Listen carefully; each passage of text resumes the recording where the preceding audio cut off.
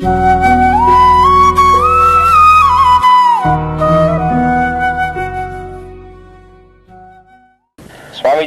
recently you had toured Taipei in Taiwan, and you had stated that there was an intense feeling of national pride. And you had also stated that this sense of national pride had contributed to the all-round development of that country. Unfortunately, Swamiji, this seems to be missing in our country.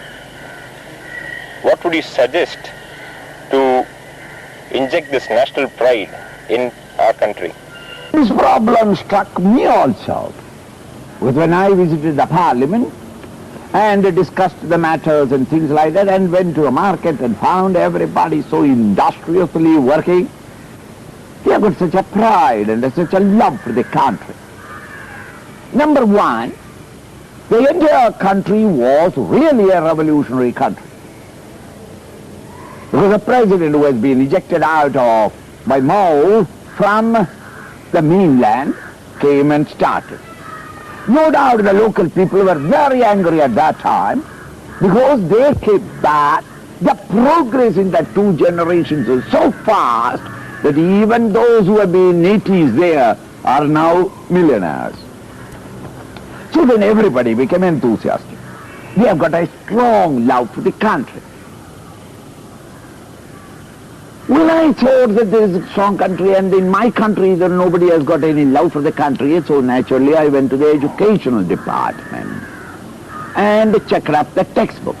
No doubt the textbooks are in Chinese, the local language, but I had to have an interpreter and he gave me some idea or insight into the textbooks, and all the textbooks are full of the wondrous history of their country, the mighty people who built it up, and how they built it up, and also the examples from Japan, which is the nearest country, and contrasting it with the underdevelopment of China.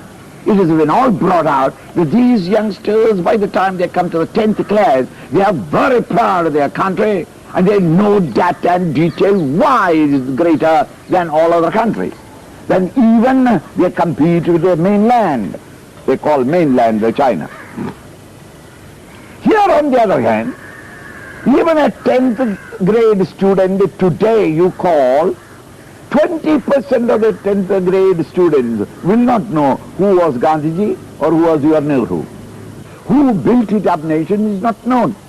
I'm just telling you, I'm not talking about the great acharyas and rishis of old.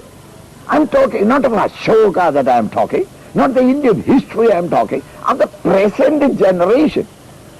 What you call as independence is all come from them, and yet we have not taught them. They know more about the Russian scientists than the Indian scientists. How can they have any pride in their country? They understand that all great men are outside India. India is a useless country. I have no. There is no pride. So that the textbooks must change. The angle in which you teach the children must change. They must be made to be proud of their country, proud of their culture, proud of their values of life. Japan has not changed and taken the American method of management. They have got their own management. Now the world is running after a Japanese method of management. What about the Indian method of management? We are still trying to follow American management methods, which is an utter failure in the country. Japanese management cannot be brought into India because Indians are not Japanese. We have to get the work from the people. There must be an Indian method of management. Thus there is a lot of anomaly which our government has not thought of at this moment. They are not sensitive to understand it. They just go by day. They are not thinking in terms of 20 years after. What will be the condition of the cities? What will be the amount of traffic? What will be the amount, the number of children that will be coming out of the schools? And how many will be in the colleges? What will be the total educated people to whom we have to accommodate for them to get a decent job?